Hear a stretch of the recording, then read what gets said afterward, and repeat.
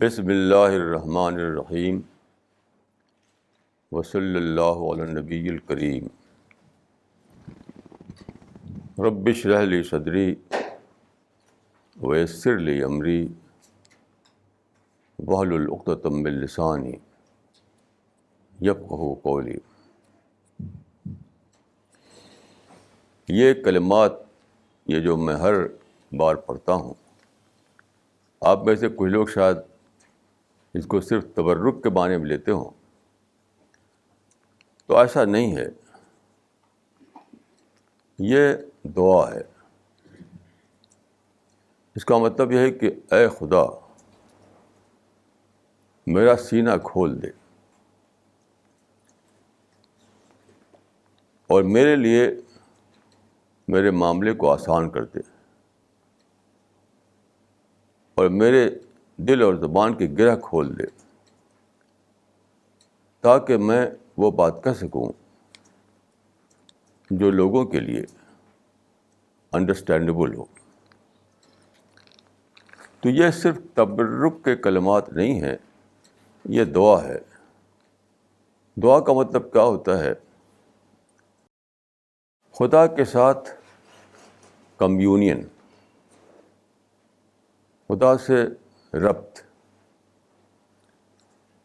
تو خدا جو ہے وہ آل پاورفل ہے، انسان آل پاور لیس ہے۔ تو صرف بولنے کی بات نہیں ہے، ہر بات میں ہم خدا کی ہیلپ سے ہی آگے بڑھتے ہیں، خدا کے سپورٹ سے، چاہے چلنا ہو، دیکھنا ہو، کھانا پینا ہو، کچھ بھی ہو، کچھ بھی ہو، کچھ بھی ہو۔ ہمارے پاس جو ہے وہ صرف ول پاور ہے، لیکن اس کے باہر جو کچھ ہے وہ سب خدا کے اختیار میں ہے۔ تو خدا کی سپورٹ اگر ہمیں نہ ملے تو ہم کچھ بھی نہیں کر سکتے۔ اور اس کے لیے خدا روزانہ ایسے نمونے دکھاتا رہتا ہے جو لوگوں کے لیے آئی اوپنر ہو۔ جیسے ابھی کل پرسوں میں ایک منسٹر صاحب،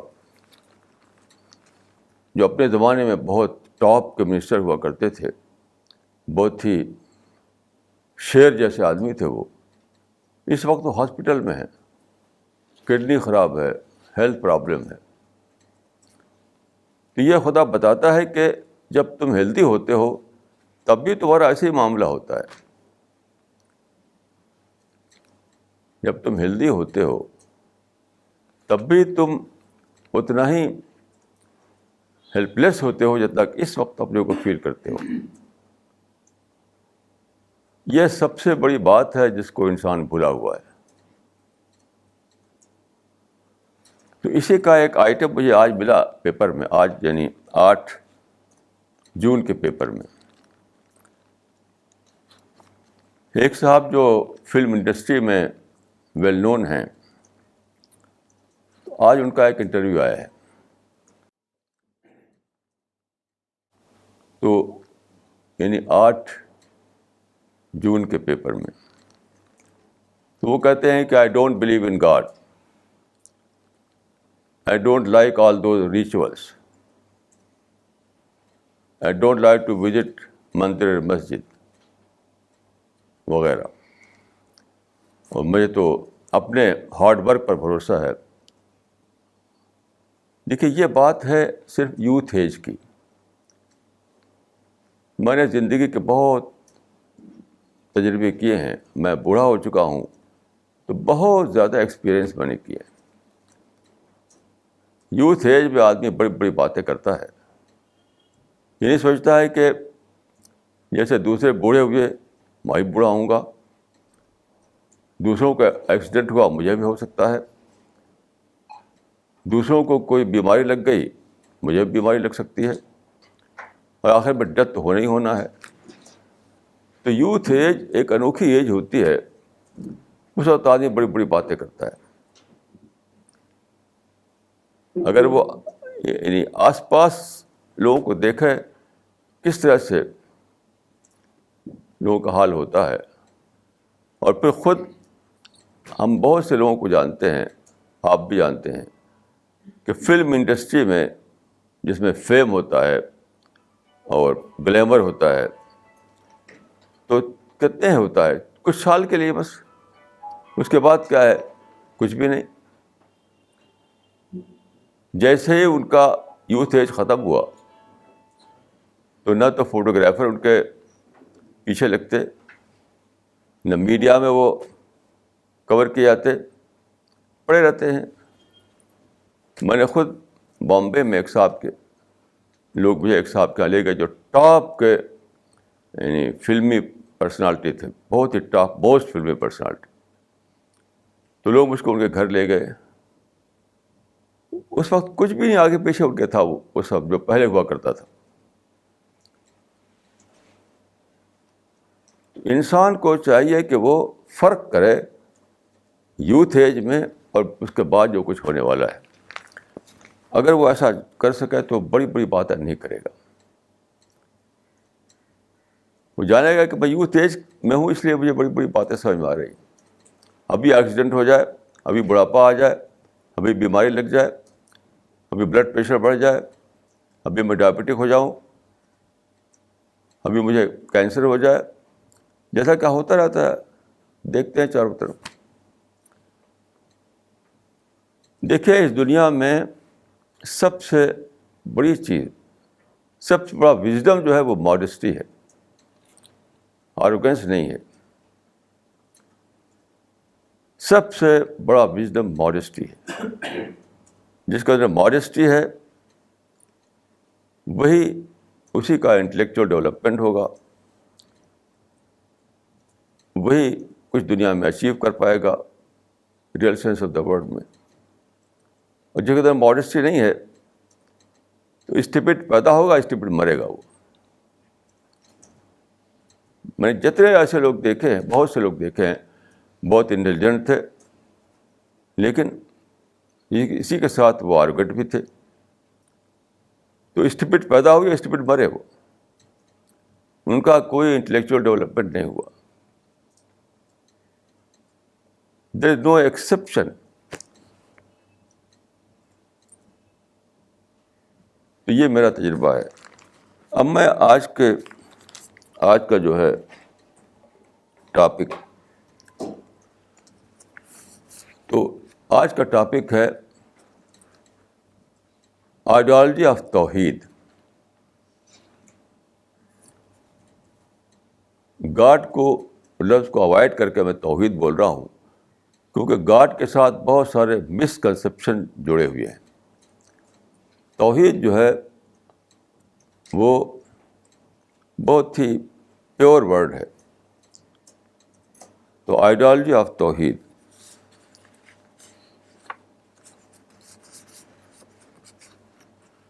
دیکھیے لوگ سمجھتے ہیں کہ توحید یعنی خدا کو ایک ماننا صرف ایک یعنی فارمل سینس میں ایک عقیدہ ہے، ایک بلیف ہے. کلمہ پڑھ لیا تو ہم موحد بن گئے. ایسا نہیں ہے. اسی لیے ان لوگوں کو کہنے کا موقع ملتا ہے جن کا میں نے ابھی ذکر کیا کہ کلمہ پڑھ لیا تو موحد بن گئے، نہیں پڑھنا تو موحد نہیں بنے. تھی کیا ہوا؟ توحید ایک ڈسکوری ہے.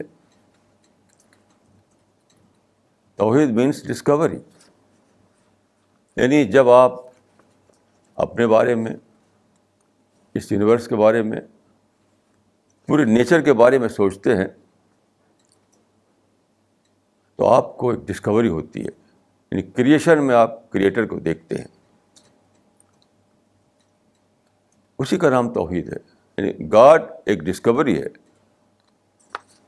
جب تک آپ کو ڈسکوری کے درجے میں خدا نہ ملے تو سمجھیے کہ آپ ابھی بہت دور ہیں. ڈسکوری کو شریعت میں معرفت کہا جاتا ہے.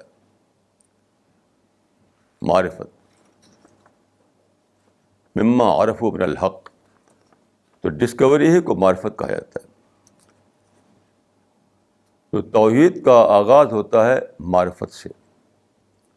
یعنی اسٹارٹنگ پوائنٹ جو ہے وہ معرفت ہے، یعنی ڈسکوری.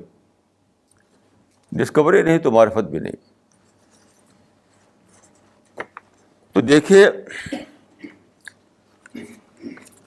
یہ بات آپ اچھی طرح جانتے ہیں کہ man is an explanation seeking animal. انسان ہر چیز کی توجیہ چاہتا ہے, ہر چیز کو ایکسپلین کرنا چاہتا ہے. تو جب تک آپ ایکسپلین نہ کر لیں, شاید دنیا آپ کے لیے ایک پزل جیسی رہتی ہے. کچھ آپ انفٹ اپنے کو پاتے ہیں دنیا میں, لیکن جب آپ ایکسپلین کر لیتے ہیں تب جا کر آپ سمجھ پاتے ہیں.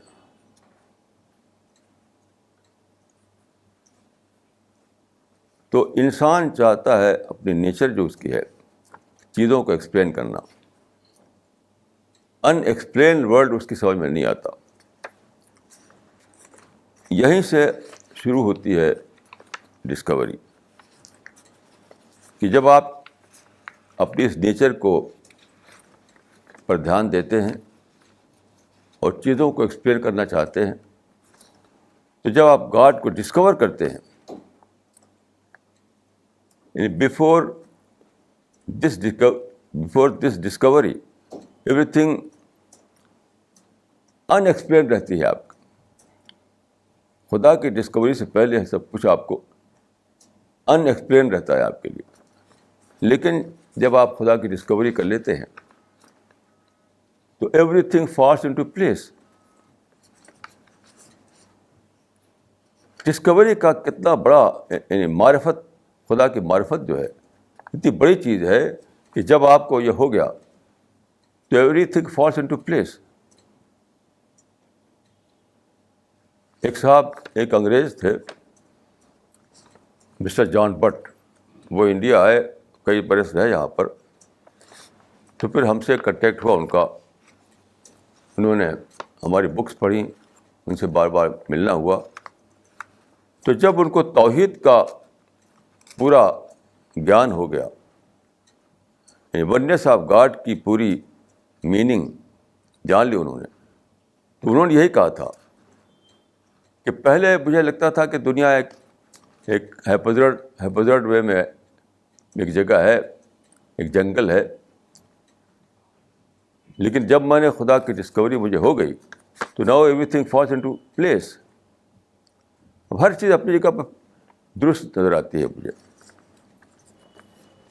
تو یہ ہے فائدہ اس بات کا کہ آپ خدا کو ڈسکور کر سکیں.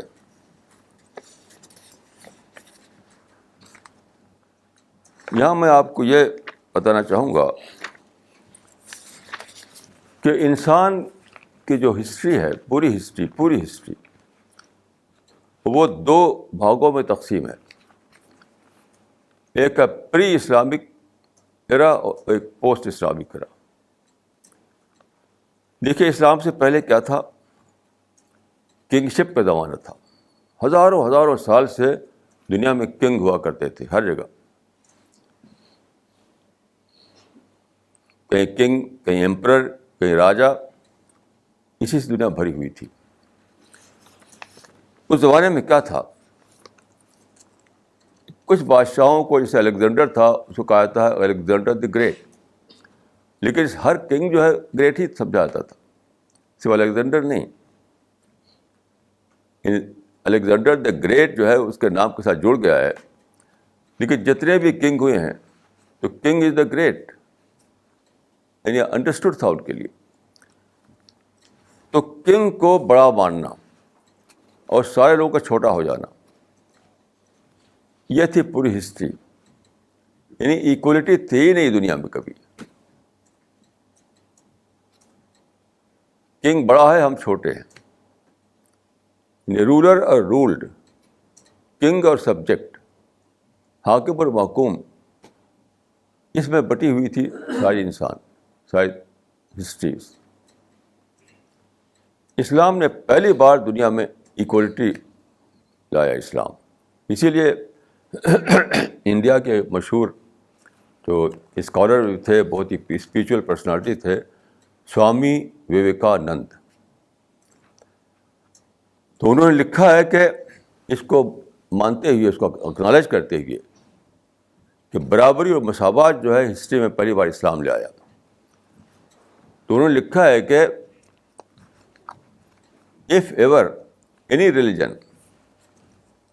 approached to this equality, it was Islam and Islam alone. تو یہ کیسے ہوا؟ یہ بات سوامی وویکانند نہیں بتا پائے اس میں کہ کیسے ایسا ہوا کہ اسلام ہی پہلا سسٹم تھا جو دنیا میں ایکولیٹی لایا, مساوات لایا. تو اس کے بارے میں کچھ عرض کرنا چاہوں گا. تو جیسا کہ میں نے عرض کیا کہ بادشاہوں کے بارے میں یہ مان لیا گیا تھا کہ یہ تو بڑے ہیں. آپ جانتے ہیں کہ جو برٹش کنگ جو ہوتا ہے اس کے بارے میں کہا جاتا ہے کہ the king can do no wrong. کہ وہاں پر یہ مانا جاتا ہے کہ کنگ اور کوئن کے بارے میں کہ the king can do no wrong. لیکن یہ برٹش کنگ کی بات نہیں ہے, ہمیشہ یہی تھا. ہر کنگ کے بارے میں ایسے تھا کہ the king can do no wrong. غلطی انسان کرتا ہے لیکن بادشاہ غلطی نہیں کرتا, جو ججمنٹ دیتے وہ صحیح ہے. اس طرح سے انسانیت بٹی ہوئی تھی کنگ میں اور دوسروں میں.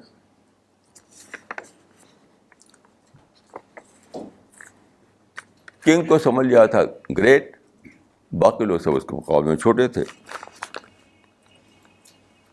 یہ جو بادشاہت کا نظام تھا, یعنی کنگشپ کا جو یہ تھا, یہ پہلی بار اسلام نے ختم کیا. پہلی بار ایسا ہوا کہ کنگ کی گریٹنیس کی جگہ خدا کی گریٹنیس ہسٹری میں آئی اسلام کے ذریعے. اس کو ایک دلچسپ بات مجھے یاد آئی کہ پہلے زمانے میں, یعنی وہ زمانہ بہت بعد تک چلتا رہا, یعنی روایتی طور پر, کہ خدا کو بہت ہی ایک ریڈیوسڈ, خدا کا ایک ریڈیوس ورژن لوگوں کو پتہ تھا. خدا کی گریٹنیس پتہ نہیں تھی لوگوں کو. جیسے ایک دلچسپ لطیفہ ہے کہ اودھ کی جو سلطنت تھی, جس کا کیپٹل سٹی تھا لکھنؤ, تو وہاں پر ایک بار فیمین پڑا, قحط, اور لوگ بہت زیادہ پریشان ہو گئے. تو وہاں جو اس وقت نواب تھا آصف الدولہ, اس نے ایک بہت بڑا کام چھیڑ دیا. امام باڑہ, اگر آپ گئے ہوں لکھنؤ تو ایک بہت بڑا امام باڑہ وہاں پر ہے, وہ بنوایا گیا تھا اسی فیمین کے زمانے میں, تاکہ لوگوں کو روزگار ملے, امپلائمنٹ ملے. جو لوگ کام کرتے تھے ان کو پیسہ ملتا تھا. تو اس زمانے میں یہ وہاں پر مشہور ہو گیا تھا کہ جس کو نہ دے مولا اس کو دے آصف الدولہ. یعنی خدا کا کتنا ریڈیوس یعنی ورژن تھا لوگوں کی نظر میں. جس کو نہ دے مولا اس کو دے آصف الدولہ. پوری ہسٹری میں یہ چھایا رہا ہے کنگشپ کا کانسیپٹ کہ بڑا تو کنگ ہوتا ہے, خدا کیا ہے, خدا تو چھوٹا بڑا کچھ ہے. تو یہ دیکھیے, آپ جانتے ہیں کہ جو پرافٹ آف اسلام تھے ان کے پریڈکشنس ہیں بائبل میں. میں نے وہ پریڈکشن اکٹھا کی ہیں. میری ایک کتاب ہے ظہور اسلام. ظہور اسلام میں نے اس کو ایک چیپٹر میں اکٹھا کیا ہے کہ بائبل میں کیا کیا پریڈکشنس ہیں, پیشین گوئیاں پرافٹ آف اسلام کے بارے میں. تو اسی میں سے دیکھیں جو اولڈ ٹیسٹامنٹ ہے, اولڈ, اس کا چیپٹر 35 جس کو کہتے ہیں حبقوق, حبقوق HABAKK, یہ 35 چیپٹر ہے. اس میں یہ ہے, ابھی بھی آپ پڑھ سکتے ہیں کہ and the everlasting mountains were scattered. And the everlasting mountains were scattered. Urdu میں اس کو کہیں گے ابدی پہاڑ ریزہ ریزہ ہو گئے. یہاں پر ایور لاسٹنگ ماؤنٹین سے مراد یہ کنگشپ ہے. یہ چلی آ رہے تھے ہزاروں سال سے, کوئی اس کو توڑ نہیں سکتا تھا, کیونکہ وہ کلچر میں شامل ہو گئی تھی. وہ لوگوں کا جو مائنڈ سیٹ ویسے بن گیا تھا, اسی میں لوگ کنڈیشن ہو گئے تھے. لوگ کنڈیشن ہو گئے تھے کہ بادشاہ تو بڑا ہی ہوتا ہے, ہم تو چھوٹے ہیں اس کے مقابلے میں. تو اس میں پیشین گوئی ہے, پریڈکشن ہے کہ ایک آنے والا آئے گا جو اس ماؤنٹین کو ریزہ ریزہ کر دے گا. The everlasting mountains were scattered. وہ واقعہ ہوا ہے. اس بات کو کہ اسلام کے ذریعے سے ایک بہت بڑی بات ہوئی, کنگشپ کے سسٹم کو توڑا گیا. بدقسمتی سے ہمارے مسلم مورخین بھی اس کو ڈسکور نہیں کر سکے, اس بڑی بات کو. اس بات کو پہلی بار میں نے پڑھا اس کو ہنری پرین کی کتابوں میں. ہنری پرین فرانس کا ایک ہسٹورین ہے, بہت ٹاپ کا ہسٹورین ہے ہنری پرین. اس کی کتابیں فرینچ میں ہیں, انگلش میں اس کے ٹرانسلیشن ہوئے ہیں.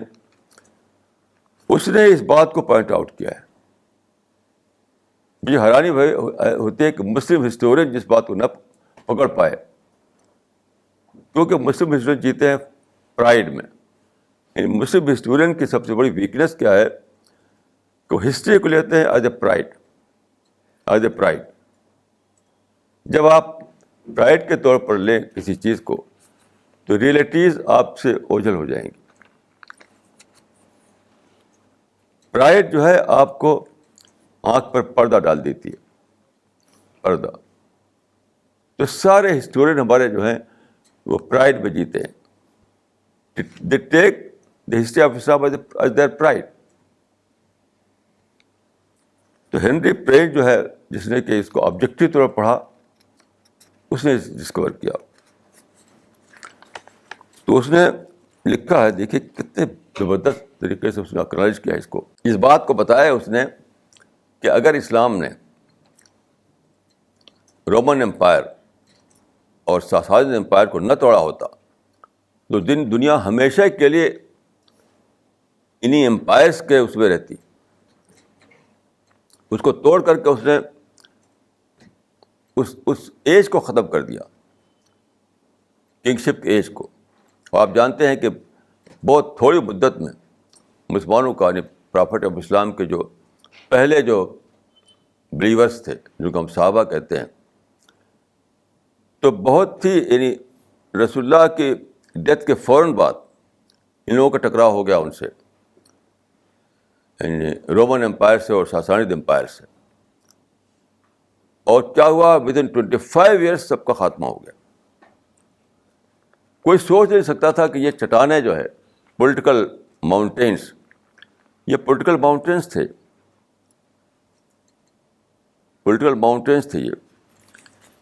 تو اس نے لکھا ہے ہنری پرین میں کہ Islam change the face of the globe. Islam change the face of the globe. The traditional order of history was اوور تھرون. کتنے تھرلنگ شبد غور کیجیے. Islam change the face of the globe. The traditional order of history was overthrown. یہ ہے کہ یہ سب سے بڑا روک تھا, مینٹل بلاک تھا یہ کنگشپ. کنگشپ کی وجہ سے جانتے کیا ہوا تھا کہ کنگ اورینٹڈ تھنکنگ بنی ہوئی تھی سب کی. انسان اورینٹڈ تھنکنگ بن نہیں پاتی تھی, بس کنگ کو لے کر سوچنا. انسان کو نہیں, لارجر سینس میں ہیومینٹی کو لے کر سوچنا یہ تھا ہی نہیں اس زمانے. اسی لیے آپ دیکھیے کنگشپ کے زمانے میں سائنس کا کوئی یعنی پروگرس نہیں ہوئی.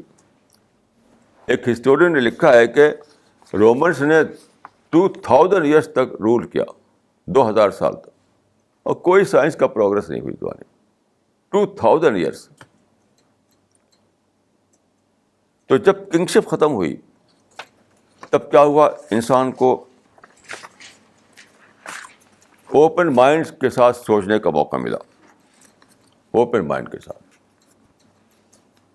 پہلے اوپن مائنڈ سے سوچتا ہی نہیں تھا انسان. انسان کو خدا نے پیدا کیا ہے, اب جانتے ہیں, یعنی بہت زیادہ پوٹینشیل کے ساتھ. یعنی پوٹینشیل کا ماؤنٹین ہے انسان, ہر انسان, ایک ایک انسان, ایک ایک مین, ایک ایک وومن. تھا پوٹینشیل ہمارے مائنڈ میں. لیکن کنگشپ کے زمانے میں یہ پوٹینشیل جو ہے ایکچوئل نہیں بن پاتا تھا, کیونکہ فری تھنکنگ نہیں تھی. آج کل کے مسلمان جو ہے فری تھنکنگ کے ویلیو نہیں جانتے, خام خواہ شورغل مچاتے ہیں, کہیں کوئی کتاب چھپ جائے تو اس پر. فری تھنکنگ جو ہے, یاد رکھیے, فری تھنکنگ جو ہے سلمان رشدی کی کتاب سے بلین ٹائم زیادہ بڑی چیز ہے, یاد رکھیے. آپ چاہتے ہیں کہ سلمان رشدی کی کتاب پر شورغل مچا کر کے فری تھنکنگ کو ختم کر دیں؟ کتنی چھوٹی چیز کے لیے کتنی بڑی چیز آپ ختم کرنا چاہتے ہیں. Free thinking is greater than Himalaya. سب سے بڑی چیز ہے فری تھنکنگ. اسی سے انٹلیکچوئل ڈیولپمنٹ ہوتا ہے. تو کنگشپ جو ہے وہ فری تھنکنگ کے لیے روک بنی ہوئی تھی. یعنی وہ اس کی اجازت ہی نہیں دیتے تھے کنگ لوگ کہ کوئی آدمی سوچے بادشاہ کے خلاف. یہاں تک کہ ہوتے ہوتے لوگ اسی میں کنڈیشن ہو گئے تھے, لوگ. تو اسلام نے جب, اس زمانے میں 2 بڑے امپائر تھے 7ویں سینچری میں, رومن امپائر اور ساسانید امپائر. یہ 2 بڑے امپائر تھے. ان دونوں امپائر کو مسلمانوں نے, یعنی خدا کی بہت خاص مدد تھی کہ اس کو توڑ ڈالا. اس زمانے میں جو, یعنی یہ لوگ سمجھتے تھے, ایرانی لوگ مثال کے طور پر, یعنی عربوں کو بہت ہی حقیر سمجھتے تھے, بہت حقیر. کچھ ان کو سمجھتے نہیں تھے کچھ ان کی ویلو. جو اس کی کتاب ہے شاہ نامہ فردوسی کی, اس میں اس نے رستم کی زبان سے یہ لکھا ہے کہ رستم نے, جب یہ لوگ داخل ہوئے ایرانی امپائر میں, ایرانی لینڈ میں, تو اس نے کہا تھا کہ زسیر شتر خوردنو سوسمار عرب رائے بجائے رسی دستکار.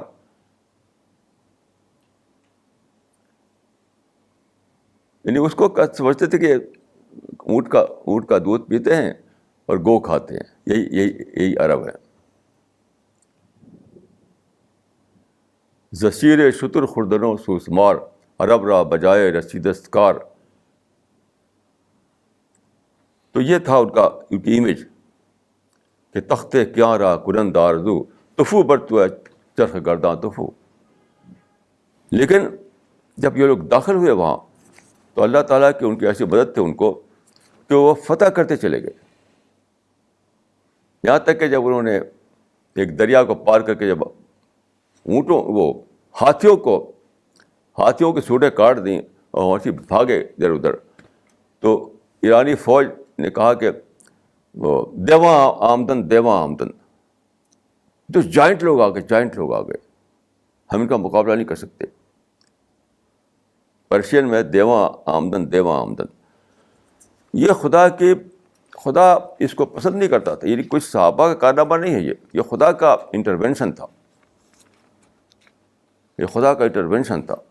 خدا کو پسند نہیں تھا کہ یہ کنگ لوگ انسان کے پوٹینشیل کو روکے رہیں, انسان کے فریڈم کو روکے رہیں, انسان کو سوچنے کا موقع نہ دے. اس وجہ اس کو ختم کیا گیا.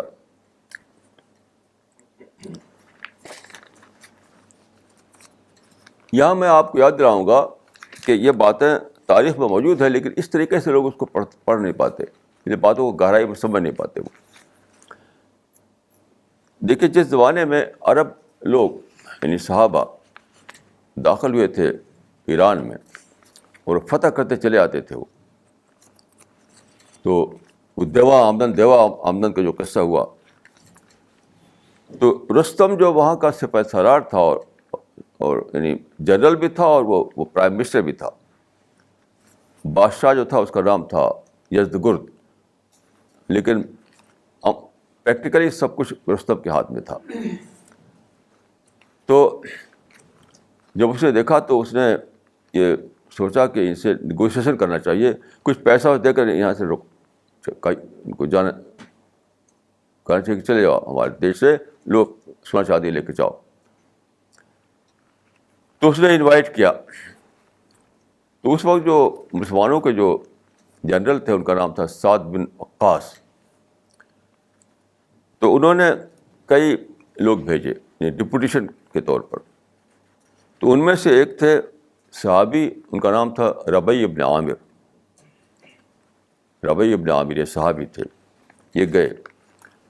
تو رستم جو تھا اس جس دن وہ آنے والے تھے وہ، تو اس نے اپنا دربار بہت ہی سجایا، دربار، اور بہت اچھے قالین بچھے ہوئے اور سونے چاندی کا سب تخت اس میں بیٹھا ہوا، وہ چاروں طرف شان و شوکت اور پامپ اینڈ شو کا مظاہرہ تھا وہاں پر.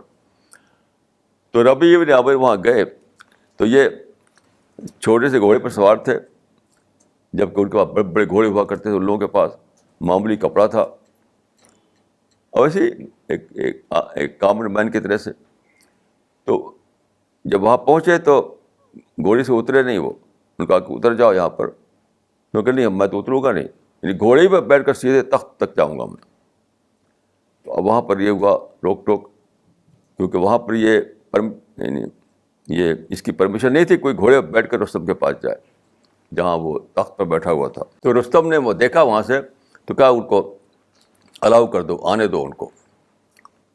تو گھوڑے پر بیٹھے بیٹھے وہ رستم کے تخت پر تک پہنچ گئے، اور کچھ اس سے کچھ نہیں جھک کر کے وہاں پر ہوتا تھا کہ جھک کر کے کہتے تھے ان کو آداب اور سلام کرتے تھے، سب کچھ بھی نہیں، سیدھے سیدھے بات چیت شروع کر دی. تو اس نے پوچھا کہ تم کس لیے یہاں آئے ہو؟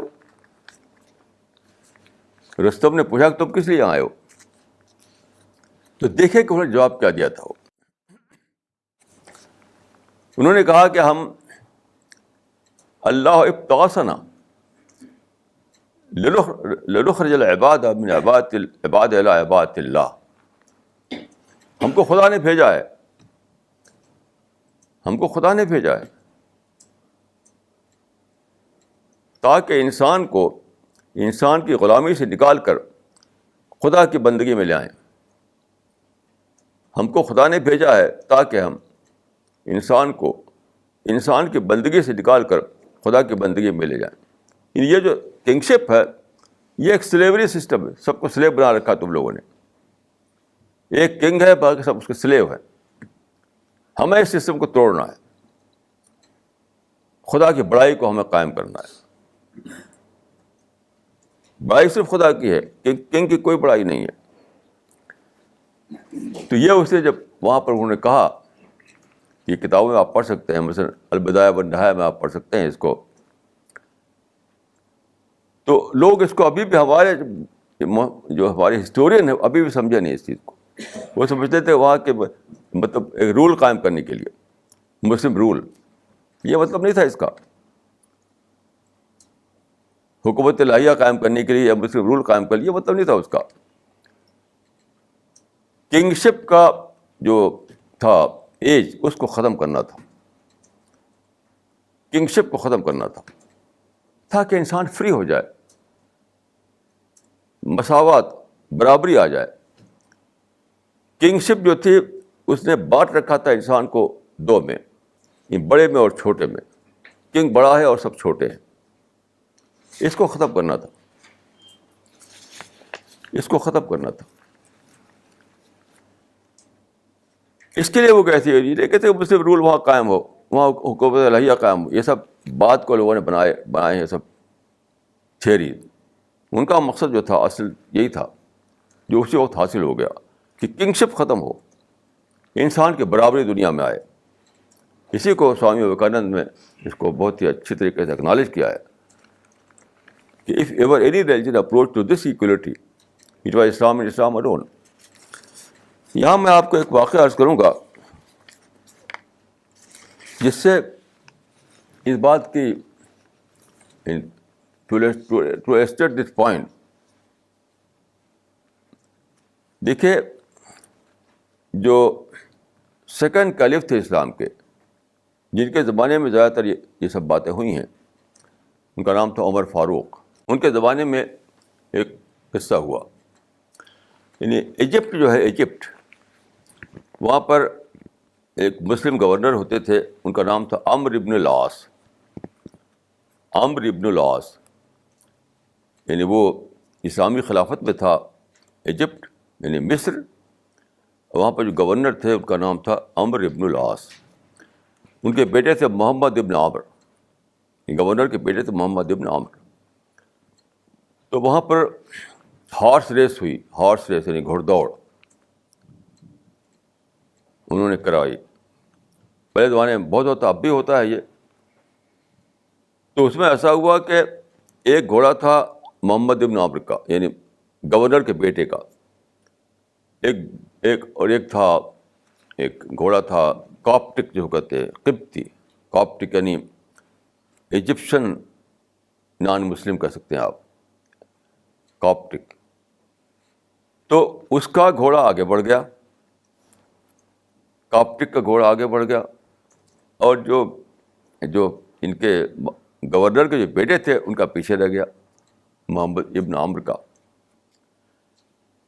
تو ظاہر ہے کہ جب آدمی کی جیتتا ہے تو اس کو کچھ بول نکلتی ہے اس کی زبان سے, جیسے محمد علی نے کہا تھا I am the king of the world. ایسے کہتا ہے آدمی تو جب جوش میں آتا ہے تو اسے کچھ کہہ دیا اس کاپٹک نے. تو وہ بیٹے صاحب کو برا لگا, یعنی اس جیت کے موقع پر جو اس کو ایک جوش آیا تو اسے کچھ کہہ دیا, جیسے محمد علی نے کہہ دیا تھا I am the king of the world. تو اس نے کچھ کہہ دیا تو ان کو غصہ لگا. انہوں نے اس کو کیا کیا, اس کو فلاگنگ کر دی, یعنی کوڑے سے مار دیا اس کو. تو وہ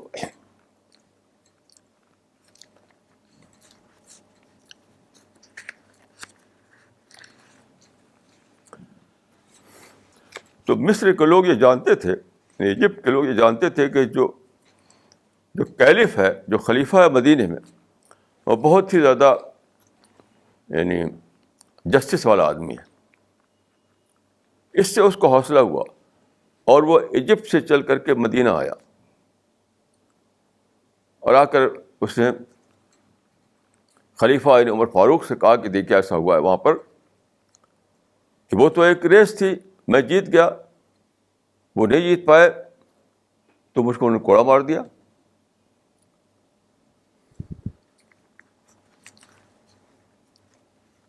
تو کیا ہوا, عمر فاروق نے اسی وقت اپنا ایک آدمی بھیجا وہاں پر, یعنی ایجپٹ بھیجا. وہ گھوڑا دوڑاتے ہوئے گیا وہاں پر اور کہا کہ وہ دونوں کو, باپ اور بیٹے دونوں کو لے آؤ. یعنی عمرو بن العاص جو گورنر تھے, ان کے بیٹے جو محمد بن عامر تھے, دونوں کو لے آؤ. تو دونوں وہاں سے لائے گئے, کیونکہ خلیفہ کے حکم کے خلاف کوئی نہیں کر سکتا تھا. وہ جب وہ دونوں پہنچے مدینہ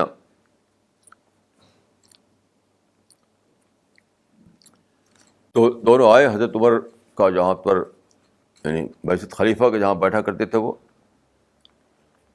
کہا این القبطی, وہ قبطی کہاں ہے. وہ بلایا گیا, وہ آیا, کہا دیکھو یہ ان کا بیٹا یہاں موجود ہے, اور کوڑا مارو. اس نے کوڑا مارا تھا, تم بھی کوڑا مارو اس کو, یعنی فلاگنگ کرو اس کی.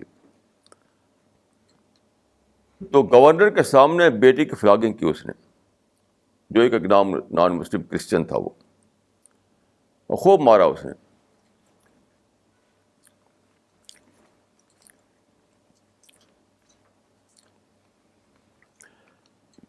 تو جب وہ مار چکا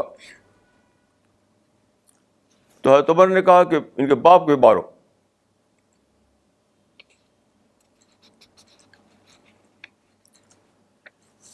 ان کے باپ بھی مارو, کیونکہ اس نے اپنے باپ کے ہی بل پر تم کو مارا ہے. ما ضربک الا بفضل سلطان ہی, یعنی باپ کے بڑا باپ جو ہے گورنر ہے, تو اس لیے تم کو مارا اس نے, ان کو ہی مارو. تو وہ جو مصری کے جو کاپٹک تھا کپٹی, اس نے کہا کہ نہیں, جس نے مجھ کو مارا تھا اس کو میں نے مار لیا, اب کسی اور کو مارنا مجھے اس کی ضرورت نہیں ہے مجھے. اس وقت عمر فاروق نے ایک جو کہا تھا ان کو مخاطب کرتے ہوئے گورنر صاحب کو, وہ ہسٹری میں آپ پڑھ سکتے ہیں. انہوں نے کہا تھا کہ متی استعبدتم الناس وقد خلقتہم امہاتہم احرارا.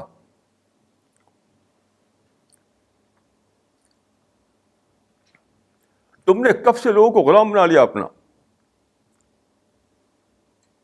کب سے تم نے لوگوں کو اپنا سلیب بنا لیا, جبکہ ان کے ماؤں نے ان کو آزاد پیدا کیا تھا. یہ بات انہوں نے کہی تھی 7ویں سینچری میں.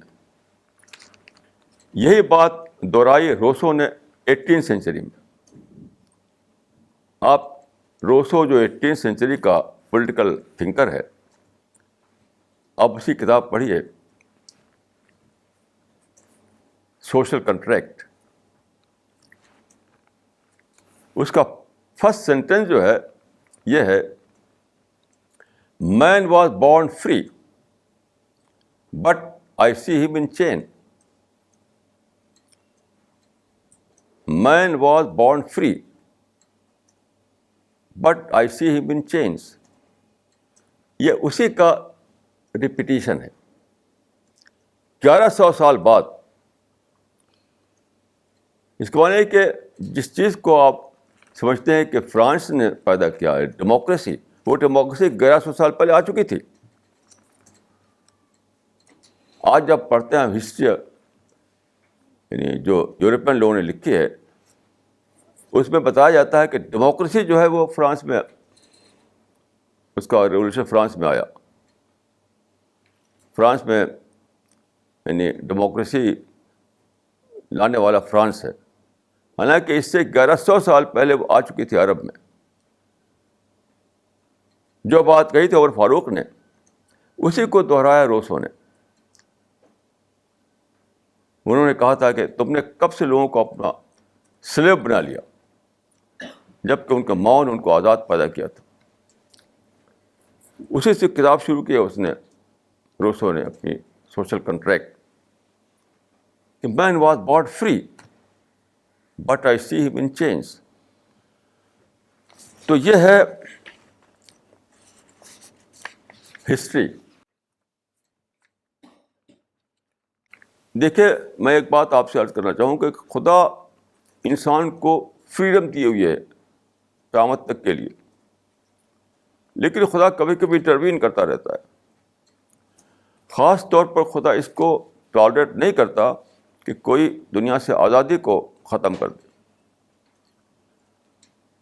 تو کنگشپ کے وقت خدا نے انٹروین کیا, وہ کنگشپ کو ختم کر دیا تاکہ انسان آزاد ہو جائے. کیونکہ دیکھیے, خدا کی اسکیم جیپرڈائز ہو جاتی ہے.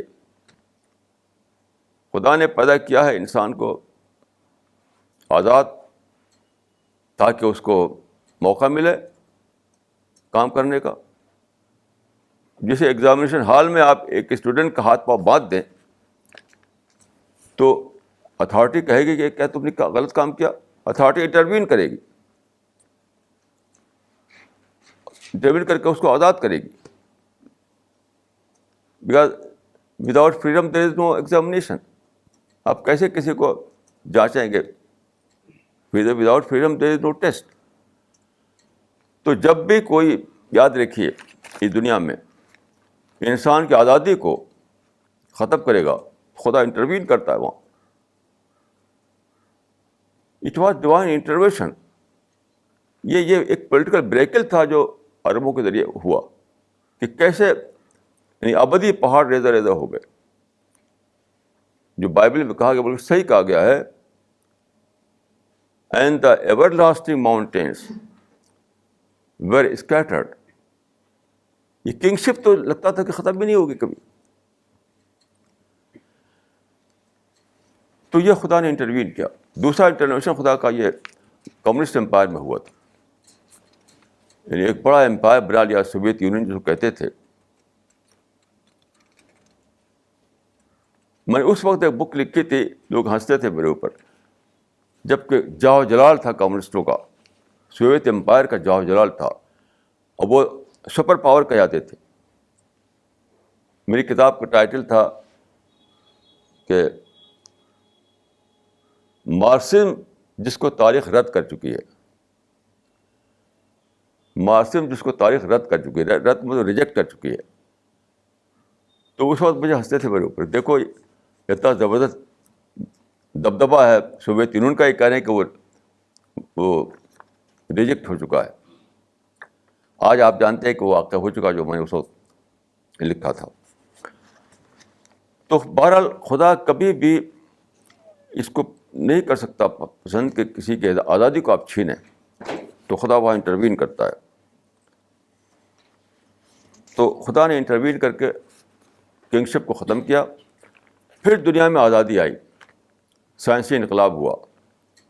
دیکھیے آزادی اگر نہ آتی تو سائنسی انقلاب بھی نہ ہوتا. سائنسی انقلاب جو تھا وہ کیسے, یعنی scientific revolution requires free inquiry. جب تک فری انکوائری دنیا میں نہیں تھی تب تک سائنٹیفک ریسرچ بھی نہیں ہو پاتی تھی. سائنس کی جڑ میں جو چیز ہے وہ ہے free inquiry. Free inquiry, free inquiry آئی جب کنگشپ ختم ہوئی. دیکھیے یہ ایک پروسیس ہوتا ہے, کئی سو سال میں چلتا ہے. یہ سب ایسا نہیں ہے کہ کوئی جادو کے طریقے سے اچانک ہو جائے. میں یہ نہیں کروں کہ اچانک کوئی جادو آ گیا ہسٹری میں, نہیں. جب کنگشپ ختم ہوئی تو ایک پروسیس چلا. اس کا کلمنیشن تھا کہ وہ آ کر کے یعنی ویسٹرن کنٹریز میں, اسپیشلی یورپ میں, اس کا کلمنیشن تھا کہ یہاں پر سائنٹیفک ریولیوشن آیا. سائنٹیفک ریولیوشن جو تھا وہ اس وقت ممکن ہوا جب کہ دنیا میں فری انکوائری آئے. ہر چیز کی انکوائری, ہر چیز کو جاننے کی کوشش کرنا. اس سے پہلے کیا ہوتا تھا کہ کنگشپ کے زمانے میں ہر طرف سپرسٹیشن تھا. لوگ چیزوں کو فار گرانٹیڈ لے لیتے تھے, فار گرانٹیڈ, کہ جو ہو رہا ہے وہ دیوتا کر رہے ہیں, جو ہو رہا ہے وہ کوئی مسٹیریس طاقت کر رہی ہے. یعنی فری انکوائری کا اسپرٹ ہی موجود نہیں تھی اس زمانے میں. تو جب فری انکوائری ہونے لگی تب سائنس کا یعنی زمانہ شروع ہوا. تو ایک انکوائری کلچر آیا. اس وقت میں اس ڈیٹیل میں نہیں جا رہا ہوں کہ سائنس کے انقلاب سے کیا کیا ہوا, اس کے ایک آسپیکٹ کو میں بیان کرنا چاہتا ہوں. یہ انکوائری کلچر سے کیا چیز آئی. انکوائری کلچر کا ایک فائدہ یہ ہوا کہ دعوی ورک جو ہے ہسٹوریکل پروسیس میں شامل ہو گیا. کتنی بڑی بات ہوئی ہے. پہلے زمانے میں, پرافٹ کے زمانے میں, دعوی ورک جو تھا ایک انڈیویجول ورک ہوا کرتا تھا. ایک آدمی جو ہے کسی سے کہے, دوسرا آدمی سنے. لیکن یہ جو زمانہ آیا ہے سائنس کے بعد, جب پرنٹنگ پریس آیا اور الیکٹرانک میڈیا آیا, پرنٹ میڈیا آیا اور کمیونیکیشن آیا, انٹریکشن بڑھا, ساری چیزیں ہوئیں. اب دعوی ورک جو ہے وہ شامل ہو گیا ہسٹوریکل پروسیس میں. یعنی آپ کریں نہ کریں وہ تو ہو ہی رہا ہے, ہوتا رہے گا. جیسے آپ لوگ جاتے ہیں یہ پمفلیٹ لے کر کے, بروشر لے کر کے, تو آپ سب لے بتاتے ہیں کہ لوگ بہت شوق سے لیتے ہیں, کئی تو لوگ چھیننے لگتے ہیں. میں سوچا کہ ایسا کیوں ہوتا ہے. یہ انکوائری، اسپرٹ آف انکوائری کی وجہ سے ہوتا ہے. آج کا جو انسان ہے وہ ہر نئی چیز کو جاننا چاہتا ہے کہ یہ کیا ہے، یہ کیا ہے. پہلے ایسا نہیں تھا. پہلے اسپرٹ آف انکوائری نہیں ہوا کرتی تھی چیزوں کو جاننا. جیسے ایک سائنٹسٹ نے دیکھا کہ جو کہتے ہیں اینٹ ہل، شہروں میں آپ نے نہیں دیکھا ہوگا، دیہاتوں میں ایسا ہوتا ہے سین کہ جہاں چونٹیاں جو ہیں وہ کرتی ہیں، جہاں رہتی ہیں تو وہ اندر سے مٹی نکالتی ہیں اور اوپر مٹی کا ڈھیر لگ جاتا ہے. یہ چھوٹی سی چونٹی جو ہے وہ ڈھیر بنا دیتی ہے مٹی کا، اس کو کہتے ہیں اینٹ ہل. تو ایک سائنٹسٹ نے دیکھا اینٹ ہل کو. اب انکوائری اس کے اندر آئی کہ اس کو پتہ کرو بھی یہ کیا چیز ہے. آپ جو 30 ایئرس تک اس کی اسٹڈی کی، اس نے 30 سال تک اس پہ ایک کتاب لکھی. یہ تھی اسپرٹ آف انکوائری. وہی اسی کا ایک فائدہ ہم کو مل رہا ہے. یعنی اس مذہب کو کہ چونکہ لوگ جاننا چاہتے ہیں چیزوں کو، تو وہ چاہتے ہیں کہ اینٹ ہل کیا چیز ہے یہ بھی جاننا چاہتے ہیں، ماؤنٹین کیا ہے اس کو بھی جاننا چاہتے ہیں، سی کیا ہے اس کو جاننا چاہتے ہیں. اسی طرح ریلیجن کو بھی جاننا چاہتے ہیں ریلیجن کیا ہے. آپ کو میں عرض کروں کہ اس زمانے میں اسلامک لٹریچر سب سے زیادہ ان لوگوں کے ذریعے پھیل رہا ہے جو نان مسلم ہیں. ساری دنیا میں قرآن کے ٹرانسلیشنز، حدیثوں کے ٹرانسلیشنز، اسلامک ہسٹری کے ٹرانسلیشنز جتنا زیادہ دنیا میں پھیل رہا ہے، وہ یعنی مور دین 50% جو ہے وہ نان مسلم پبلشرس کے لیے پھیل رہا ہے. کیوں؟ لوگ جاننا چاہتے ہیں تو کتابوں خریدنا چاہتے ہیں. وہ جیسے مثال کے طور پر سلمان رشدی کی جو کتاب تھی سیٹک ورسز، تو ایک رپورٹ آئی ہے کہ سلمان رشدی کی کتاب اگر ایک بکی، ایک تو 100 قرآن کا ٹرانسلیشن بکا. جس اس نے لکھی تھی کتاب، ان کو نام دیا تھا کہ سیٹک ورسز، یعنی قرآن میں سیٹک ورسز شامل ہو گئی ہیں. تو لوگوں کو یہ ہوا انکوائری کہ بھئی کیا ہے، کیسی کتاب ہے، سیٹک ورسز شامل ہیں اس میں. یہ لوگ کہتے ہیں کہ ہولی بک ہے. وہ مسلم سمجھتے ہیں، بلیو کرتے ہیں کہ ہولی بک ہے، اور اس میں سیٹک ورسز بھی انکلوڈیڈ ہیں. یہ کیسی بک ہے، کیا چیز ہے؟ تو ایک جو ان کے اندر جو انکوائری جاگی، ہر جگہ لوگ پبلشرس کہاں گئے، بک سیلرس کہاں گئے، بھائی ہمیں قرآن دو. تو اتنا زیادہ قرآن چھپا اس زمانے میں کہ ایک اگر خریدی کسی نے سلمان رشدی کی کتاب سیٹک ورسز، تو 100 خریدی قرآن کے نسخے. بہت سے لوگ مسلمان ہو گئے اس کو پڑھ کر. یہ ہے جس کو میں کہہ رہا ہوں کہ دا ورک ہسٹوریکل پروسیس میں شامل ہو چکا ہے. اسے کمرشل ویلیو اس کے اندر آ گئی. جب انکوائری بڑھی تو کمرشل ویلیو بھی آ گئی. لوگوں نے کہا کہ ہمیں کتاب چاہیے، لاؤ چھاپ کر دو ہم کو، ہم خریدیں گے اس کو.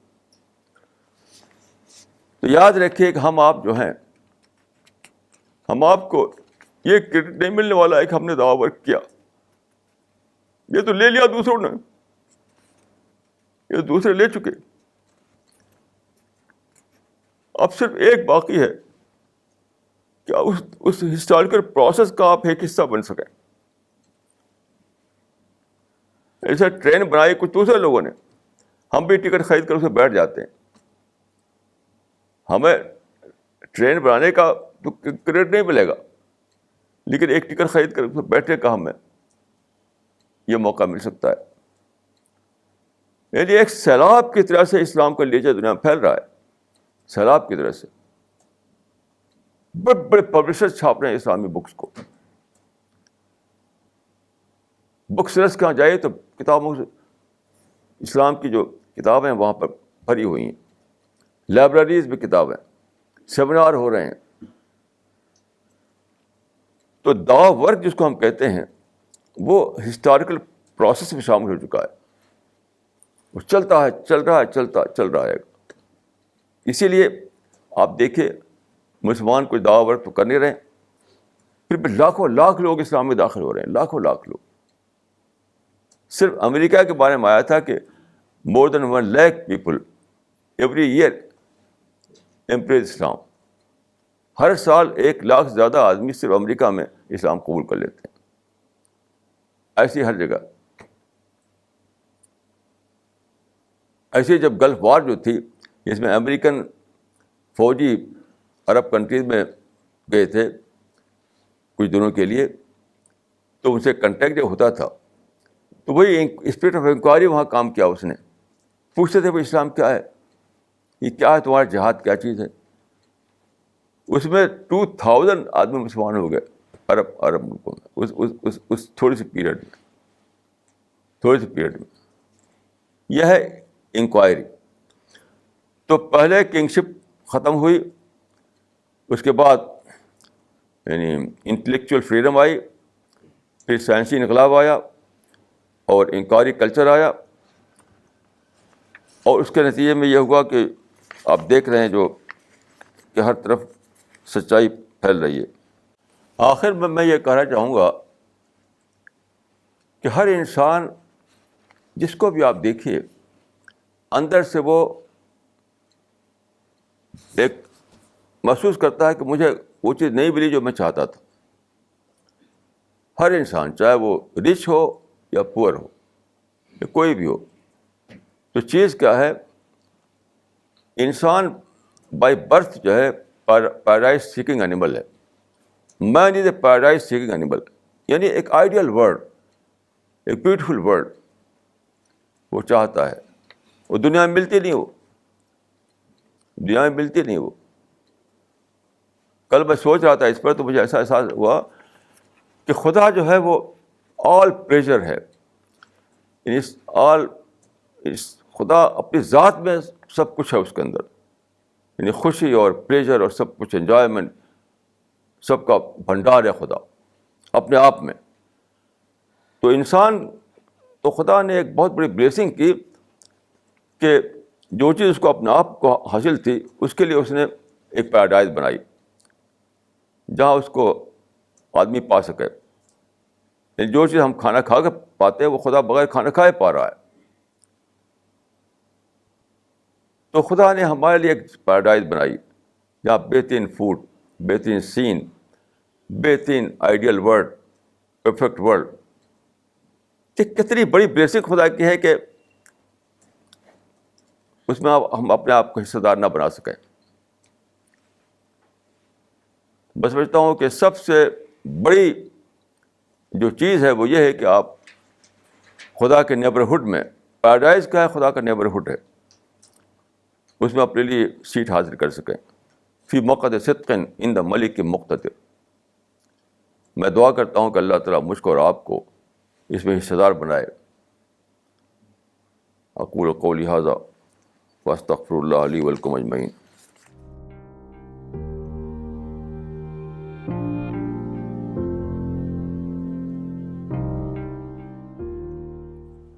This question is from Sayyid Shain Akbar Naqvi. It is said that Christians and Jews will also go to heaven with Muslims. But it is a fact that if our namaz is not perfect, we will not have akhirat. And still Christians and Jews don't read namaz. So how come they will join Muslims at the akhirat? Kindly comment. دیکھیے, جنت یا paradise جو ہے وہ community wise نہیں ملے گی. یہ سوچ ہی غلط ہے کہ مسلمان جو ہے سب جنت میں جائیں گے. حدیث میں آتا ہے کہ آخرت میں فرشتے جو ہیں کچھ لوگوں کو پکڑ کر جہنم میں لے جا رہے ہوں گے. تو آپ فرمائیں گے کہ یہ ہمارے ساتھی ہیں, میرے ساتھی ہیں.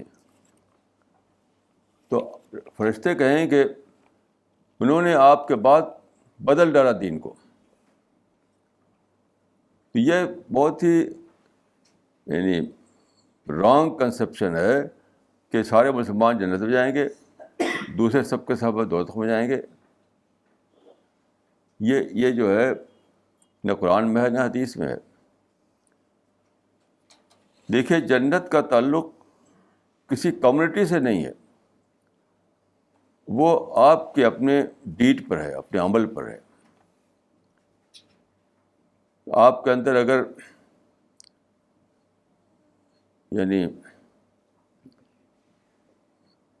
سچے یعنی خدا کی سچی ڈسکوری آپ کو ہوئی. آج کل مسلمانوں جو ہیں کہ مور دین 50% مسلمان تو شرک میں مبتلا ہے. قبر پرستی کھلا کھلا شرک ہے. یہ سارے لوگ جنت میں ڈال دیے جائیں گے صرف اس لیے کہ مسلمان کمیونٹی سے تعلق رکھتے تھے. وہ تو جنت میں وہ جائے گا جو شرک سے 100% پاک ہو. اور نماز کا مطلب یہ نہیں کہ وہ ریچولس کو ادا کرتا ہو. ریچولس کا نام نماز نہیں ہے، یاد رکھیے. حدیث میں آتا ہے کہ لا صلاۃ لمن لم یتخشع، جس کی نماز میں خشوع نہ ہو اس کی نماز ہی نہیں ہے. یہ سب مسلمانوں میں پھیلی ہوئی باتیں غلط قسم کی. تو بہرحال جنت کا تعلق جو ہے، جنت ایک ایک انڈیویجول کے بیس پر فیصلہ کیا جائے گا. وَلَقَدْ جِئْتُمُونَا فُرَادًا، کمیونٹی کے بیس پر نہیں. جنت کمیونٹی وائز نہیں ملے گی، انڈیویجول وائز ملے گی. ہر ایک آدمی کو الگ الگ دیکھا جائے گا ریکارڈ. یہ اچھی طرح سمجھ لیجیے. بہت بڑی بھول ہے، ہمالین مسٹیک ہے کہ یہ سمجھا جائے کہ جنت کمیونٹی وائز ملے گی. ہرگز نہیں. This question is from Dr. Wasiqur Rahman. Maulana Sahab, you always say that dawa work is the best. If a community work is done for happiness of Allah and in framework of Allah's commandments, then is it not equivalent to dawa work? نہیں، ہرگز نہیں. Community work سے کوئی تعلق دعوی work کا نہیں. Community work کیا، لوگ اپنی محنت کریں، ہارڈ لیبر کریں. میں تو اس کو سمجھتا ہوں کہ یہ یعنی کاؤنٹر پروڈکٹیو ہے یہ کمیونٹی ورک. لوگوں کے اندر ہارڈ ورکنگ کی اسپرٹ پیدا کیجیے، لوگوں کے اندر کمپٹیشن میں لائیے، لوگوں کو چیلنج کا مقابلہ کرنا سکھائیے. کمیونٹی ورک جو ہے کر کے آپ اس کو وہ بنا دیتے ہیں، یعنی جیسے کہ باپ پیسہ کما کر دے دے بیٹے کو تو وہ ایزی منی کہا جاتا ہے. اس کو ایزی منی جو ہے کلر منی ہے، کلر منی. ایسی کمیونٹی ورک ہے. کمیونٹی ورک کیا، صرف ایک کام کرنا چاہیے، وہ اچھے اسکول بنانا. وہ اسکول میں رعایت کچھ بھی نہیں. سخت کمپٹیشن ہوگا، جو کمپیٹ کرے وہ اس کا ایڈمیشن ہوگا اس میں. میں بامبے گیا تو مہاراشٹر میں بہت سے اسکول کھلے ہوئے ہیں اسی نظریے کے تحت. اردو اسکول، لوگوں نے بتایا مجھے کہ اردو پڑھ کر کہ وہ ان کا فیوچر خراب ہوتا ہے، کسی کام کے نہیں ہوتے وہ. کیونکہ اردو سے انہیں میٹریکولیٹ کیا، آگے ان کو ایڈمیشن نہیں ملتا کہیں، نہ ادھر کے ہوتے نہ ادھر کے. تو حال ہی نے کہا تھا کہ نہ پڑھتے تو 100 کھاتے کما کر، وہ کھوئے گئے اور تعلیم پا کر. یہی کمیونٹی ورک ہے. میں کمیونٹی ورک کو بالکل نہیں مانتا. آپ لوگوں کو اچھی سے اچھی ایجوکیشن دلوائیے. میرے چھوٹے بھائی تھے، ان کو کسی سے کوئی ہیلپ نہیں ملی، گھر سے بھی نہیں. ٹیوشن کر کے پڑھا انہوں نے، ٹیوشن کر کے. جس کو آپ کہتے ہیں کمیونٹی ورک، اس سے انہیں کوئی مدد نہیں ملی. ٹیوشن کر کے پڑھا انہوں نے، بنارس ہندو یونیورسٹی میں پڑھا. اور جب پڑھ چکے وہ انجینئرنگ کیا تھا انہوں نے، فرسٹ کلاس انجینئر تھے وہ. ابھی رہتے ہیں علی گڑھ میں ریٹائر ہو کر کے. تو وہاں پر ایک جاب تھا، اس کے لیے کئی کینڈیڈیٹ تھے. یہی ایک مسلمان تھے، باقی سب ہندو لوگ تھے. تو انٹرویو بورڈ جو بیٹھا اس میں 3 آدمی تھے. ایک پروفیسر انہی کا اپنا تھا، پروفیسر گیرولا. 2 باہر سے آئے تھے. تو باہر والے پروفیسر نے پوچھا کہ mister Khan, do you know what is instrument transformer? Instrument transfer ایک چھوٹا سا ڈیوائس ہوتا ہے. Mister Khan, do you know what is instrument transformer? ہمارے بھائی ابھی بولے بھی نہیں تھے. پروفیسر گرولا کہتے ہیں there is no question of interview, he is the best candidate for the job, mister Khan you can go. اور ان کا اپائنٹمنٹ ہو گیا. یہ اسپرٹ پیدا کیجیے. میں ریزرویشن کا بھی خلاف ہوں, کمیونٹی ورک کے بھی خلاف ہوں. لوگوں کا جذبہ پیدا کیا, وہ کام کریں کام کریں کام کریں. ڈھکیل دیجیے ان کو حالات میں, ڈھکیل دیجیے حالات میں, ڈھکیل دیجیے. محنت کریں, وہ ٹکر کھائیں, چیلنج کا مقابلہ کریں. کمیونٹی ورک کیا چیز ہے؟ اگر آپ کوئی کرنا چاہتا ہے تو بیسٹ اسکول کھولیے, بہت اچھے اسکول. یہ کرتے ہیں کرسچن لوگ. کرسچن لوگوں نے اس کو جاننا ہے کہ اسٹارٹنگ پوائنٹ ہے اچھی ایجوکیشن ہے. دلی میں ایک بھی مسلمانوں کا اچھا اسکول نہیں ہے, غور کیجیے. اور یہاں پر فخر سے کہتے ہیں کہ ہم یہاں 800 سال سے حکومت کر رہے ہیں. کیا تمہاری حکومت کیا ہے؟ کیا بلا ہے یہ حکومت؟ میں بہرحال خلاف ہوں ریزرویشن کے, میں خلاف ہوں کمیونٹی ورک کے, ان سب چیزوں کو میں خلاف ہوں. آج کل چلا ہے وہ امپاورمنٹ, ویمن امپاورمنٹ اور کون امپاورمنٹ, سب بالکل بوگس باتیں ہیں. میں ایک ہی چیز کو مانتا ہوں کہ وہ کیا لوگوں کو موٹیویٹ کیجیے, انسینٹیو پیدا کیجیے, کمپیٹ کرنے قابل بنائیے. کمپیٹر پیرش, میرا فارمولہ ہے کمپیٹر پیرش. حالات میں ڈھکیلیے لوگوں کو. میں اس بات کو نہیں مانتا. اس سے نہ جنت کا تعلق ہے, دنیا کا بھی تعلق نہیں. جنت تو بہت دور کی بات ہے. دنیا میں بھی اس سے کوئی پروگرس نہیں ہونے والی ہے. پروگرس ہوگی محنت کرنے سے. میں تو یہی مانتا ہوں. جب جاپان میں کوئی اس طرح کام نہیں ہوتا ہے, اور جاپان والے دنیا میں سب سے آگے ہے.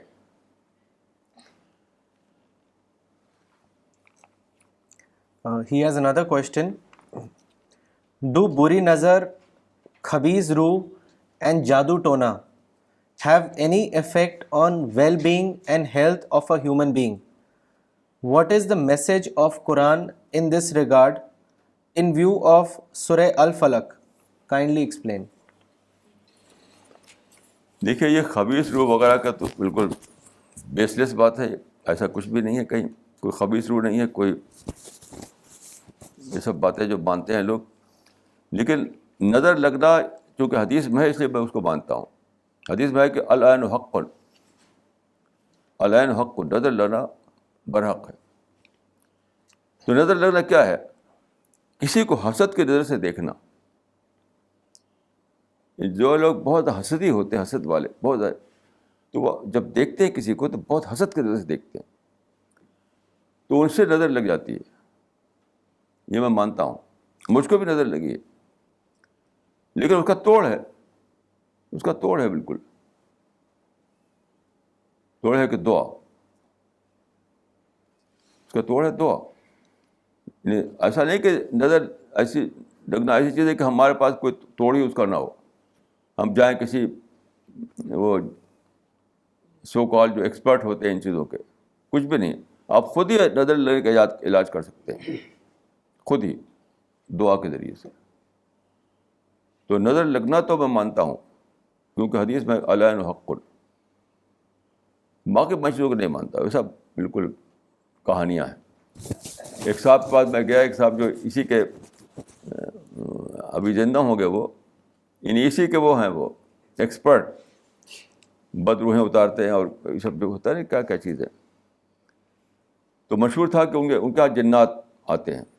میں گیا ان کے یہاں, تو ایک کمرہ تھا, وہاں بیٹھے ہوئے تھے اکیلے. اب میں بس 2 ہی آدمی تھے.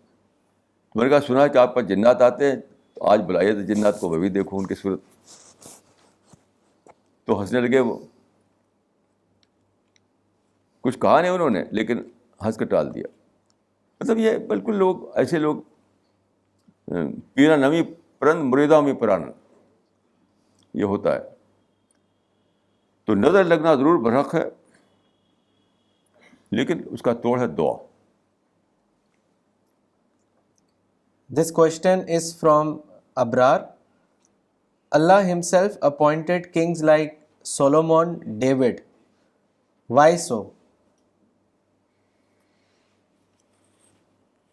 میں نے کنگ کی بات نہیں کی, میں کنگشپ کی بات کی ہے.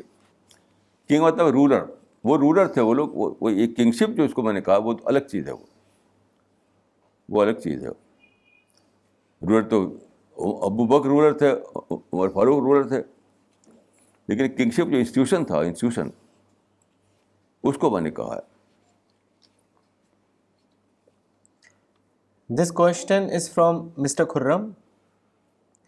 Do you view Satanic verses as intellectual freedom? Please comment. دیکھیے ایک بات سمجھ لیجیے کہ اگر آپ فریڈم چاہتے ہیں تو دوسروں کو بھی فریڈم دینا پڑے گا. That is social reality. یہ امپاسبل ہے کہ اپنے لیے تو فریڈم اور دوسرے کے لیے فریڈم نہیں. یہ کبھی ہو نہیں سکتا ہے. اس کو آزادی رہے گی کہ چاہے وہ مس یوز کرے چاہے پراپر یوز کرے. تو صحیح توڑ اس کا کیا ہے؟ یہ نہیں کہ آپ کہیں کہ میں تم کو مار ڈالوں گا, تم کو کاٹ ڈالوں گا, تم کتابوں کو جلاؤں گا. یہ اس کا آنسر نہیں ہے. آپ بک کے جواب میں بک لکھیے, ورڈ کا جواب ورڈ سے دیجیے. تو میں مانتا ہوں کہ سلمان رشدی نے اپنی فریڈم کو مس یوز کیا, لیکن اس کا مطلب یہ نہیں کہ آپ اس کو کل کریں, اس کو ماریں. نہیں, آپ اگر سمجھتے ہیں کہ میں سچائی پر ہوں تو آپ اس کے جواب میں ایک بک لکھیے. اس میں کون روکتا ہے؟ مجھے صرف ایک آدمی معلوم ہے جنہوں نے کہ صحیح رسپانس دیا تھا. انہوں نے کتاب لکھی تھی ہولی ورسز, سیٹنک ورسز کے جواب میں انہوں نے ہولی ورسز لکھی. یہ صحیح رسپانس تھا. اگرچہ وہ کتاب بہت چلی نہیں, وہ زیادہ مشہور بھی نہیں ہوئی, اب ان کی ڈیتھ بھی ہو چکی ہے, تو وہ کتاب بہت اچھی کتاب نہیں تھی, لیکن بہرحال ٹائٹل بہت صحیح تھا, ہولی ورسز. تو انہوں نے جو رسپانس دیا وہ پازیٹیو رسپانس تھا. لیکن جن لوگوں نے مارنے کاٹنے کی بات کی, فتویٰ دیا, وہ بلا شبہ ان اسلامک تھا, اس کا اسلام سے کوئی تعلق نہیں. تو فریڈم آپ کو دینی پڑے گی دوسرے کو, اور اگر وہ مس یوز کرتا ہے تو اس کا پراپر آنسر یہ ہے کہ آپ بھی کتاب لکھیے. کون روکتا ہے آپ کتاب لکھنے سے؟ This question is from Aisha.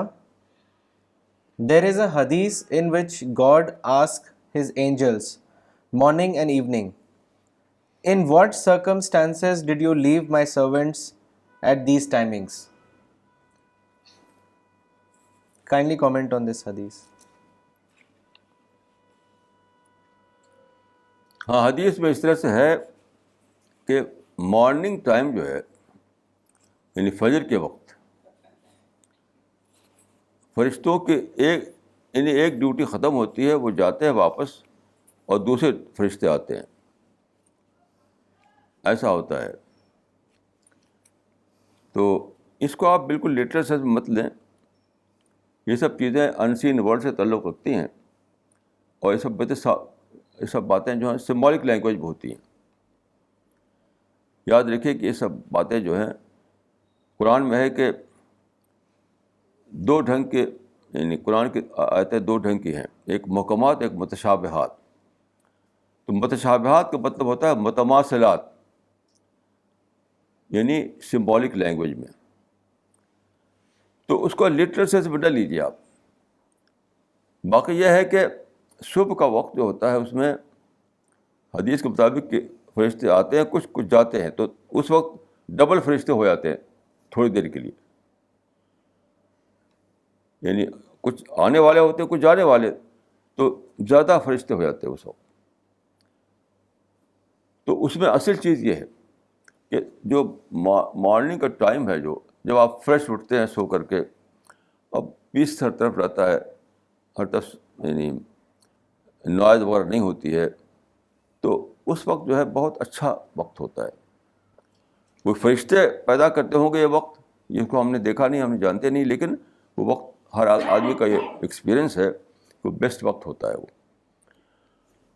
تو اس وقت کے بارے میں ہے کہ جب تم نماز میں تلاوت کرتے ہو تو فرشتے اس کو یعنی گواہ بن جاتے ہیں کہ تم نے اچھی تلاوت کی. یہ پڑھی. تو میری سمجھ میں آتا ہے کہ اس میں جو بات بتائی گئی ہے اس کو لیجیے آپ, لٹرل سینس میں نہ جائیے کہ صبح کے وقت فجر کی نماز میں لمبی قرأت کرنا تو بیسٹ وقت میں قرأت کرنا ہوتا ہے. تو بہت زیادہ اس وقت آپ کو یعنی اس کو فیلنگ, بہت اونچی فیلنگ ہوتی ہے آپ کو, بہت آپ اثر پڑتا ہے. اسی کا ایک اسٹینڈرڈ فارم میں یہ سمجھتا ہوں کہ فجر کی نماز پڑھی آپ نے, سورج ابھی نہیں نکلا ہے, آپ باہر آئے گھر سے, کسی پارک میں گئے, ایسے گئے جہاں پر ہریالی ہے, نیچر ہے, تو وہاں پر جب آپ پہنچے, وہاں پر آپ خدا کو یاد کر رہے ہیں, تو وہ آپ کو محسوس ہوتا ہے ایک قسم کا جو ایکسپیرئنس جو ہے پریزنس آف گاڈ کا, جیسے خدا کو آپ دیکھنے لگے ہوں نیچر میں, اس وقت کے ماحول میں. تو اس میں آپ کی یعنی جو آپ کا جو انسپریشن ہے بہت بڑھ جاتا ہے. اس سینس میں ہے وہ کہ وقت کو اویل کرو, اس وقت جو تمہارے لیے فوڈ ہے, اسپریچول فوڈ, اس کو حاصل کرو. This question is from Maulana Zakwan. In chapter number 17, verse 78, a word mashhood has been used. Kindly explain this. وہی میں نے عرض کیا, مشہود کا مطلب ہوتا ہے وٹنس, یعنی گواہ. شاہد و مشہود, یعنی شاہد ہے گواہی دینے والا, مشہود وہ جس پہ گواہی دی جائے. تو فرشتے گواہ بن جاتے ہیں کہ اس بندے نے ایسا کیا. تو وہ میں سمجھتا ہوں کہ وہ بالکل لٹرل سینس میں نہیں ہے. اس کا مطلب یہی کہ وہ ایک خاص طرح کی انسپریشن ملتا ہے اس وقت جو صبح کا وقت ہوتا ہے. یعنی فرشتوں ہی ایکٹیویٹ کرتے ہوں گے ہو سکتا ہے, لیکن وقت جو ہے بہت ہی زیادہ فل آف انسپریشن ہوتا ہے وہ وقت صبح کا. تو جو لوگ صبح کو سوئے پڑے رہتے ہیں انہیں کیا پتہ کہ وہ کیا چیز ملتی ہے صبح کے وقت. آج کل جو کلچر ہے کہ صبح کو دیر میں اٹھنا, تو بہترین جو وقت ہوتا ہے 24 گھنٹے کا اسی کو کھو دیتے ہیں. جو بہترین وقت ہوتا ہے وہ بہترین وقت آپ کے یعنی آس پاس بھی ہے, آپ پارک میں چلے آئیں تو وہاں بھی ہے, کسی نیچر میں چلے جائیں تو وہاں بھی ہے. یعنی سورج نکلنے سے پہلے کا جو وقت ہوتا ہے یا سورج نکلنے کے فوراً بعد کا جو وقت ہوتا ہے, اس وقت بہت زیادہ انسپریشن ملتا ہے. بہت ہی پیس, بہت ہی سکون, بہت ہی ٹرانکولیٹی ہر طرف ہوتی ہے. اب وہ چیز فرشتے پیدا کرتے ہیں, یہ ہم آپ نہیں دیکھ رہے ہیں, ہو سکتا ہے فرشتے پیدا کرتے ہوں, لیکن فیکٹ یہ ہے کہ اس وقت ہوتا ہے ایسا. پریزنس آف گاڈ کا جو احساس اس وقت ہوتا ہے وہ کسی اور وقت میں نہیں ہوتا. اس وجہ سے اس وقت کے جو کام کیا جائے, نماز پڑھی جائے, قرآن پڑھا جائے, تو اس کی خاص امپورٹنس ہے. This question is from Shah Imran Hassan. Who is successful man in your view? Kindly explain.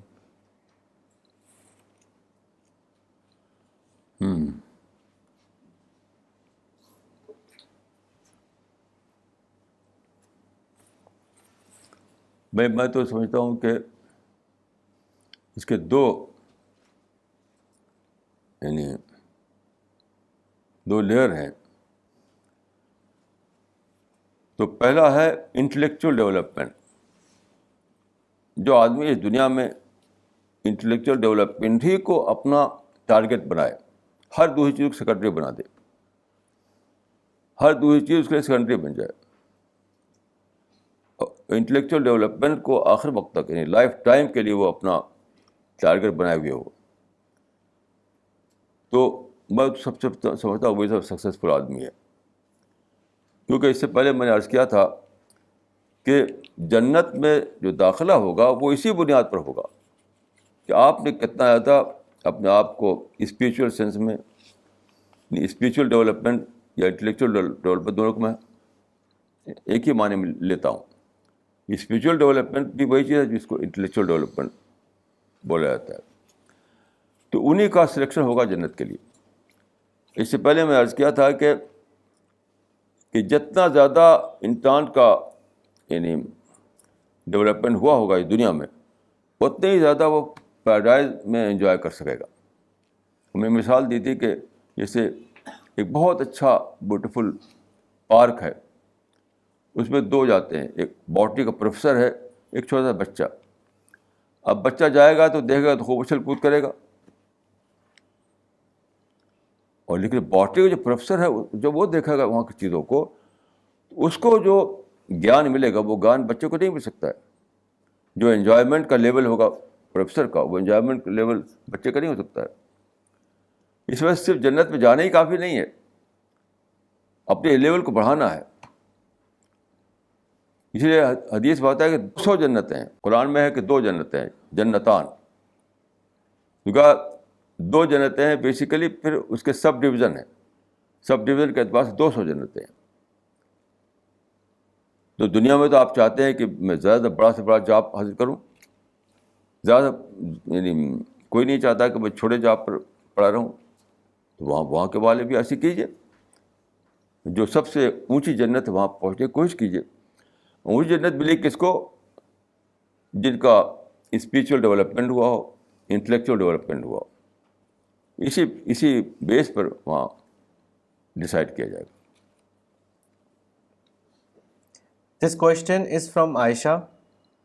Will distribution of Dawa literature fulfill the Dawa work completely? Kindly explain. میں تو سمجھتا ہوں اس وقت سب سے بڑا کام یہی ہے, سب سے بڑا کام یہ ہے کہ آپ جو یہاں پر تیار ہوئی کتابیں, پیمفلیٹ, بروشر, اس کو خوب پھیلائیے, خوب پھیلائیے, خوب پھیلائیے. اور یہی سنت ہے, یہی مکہ مدینے میں ہوا تھا. آپ جانتے ہیں قرآن جو اترا تھا وہ یعنی قرآن ایک پیریڈیکل تھا جو 23 سال میں اترتا رہا. تو تھوڑا سا قرآن جو اترتا تھا اس کو لوگ یاد کر لیتے تھے, اسی کو جا کر سناتے تھے لوگ. It was a literature based movement. اسی لیے قرآن میں ہے کہ علم بالقلم. Islamic movement was a literature based movement.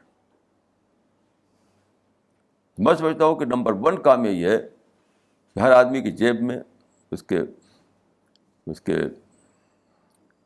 کے بیگ میں یہ لٹریچر موجود ہو, یہ پمفلیٹ, یہ بروشر. اور شام کو جب ٹرانسمیشن کرے وہ تو یہ سوچے کہ میں نے آج کتنے لوگوں کو بروشر پہنچایا. میں سمجھتا ہوں کہ سب سے بڑا دعوی ورک یہی ہے. This question is from Dr. Farida Khanam. Why Muslims are ever ready to enter into God's domain by issuing fatwas to punish a person and do not want to leave it to God to punish or forgive the person in the hereafter? یہ بالکل یہ صحیح بات ہے کہ God کے domain میں یہ لوگ انٹر ہونا چاہتے ہیں. یہ فتویٰ صحابہ کے زمانے میں نہیں تھا. یہ فتویٰ ایکٹیویزم جو چلا ہے آج کل, یہ فتویٰ ایکٹیو تو بدعت ہے, بدعت,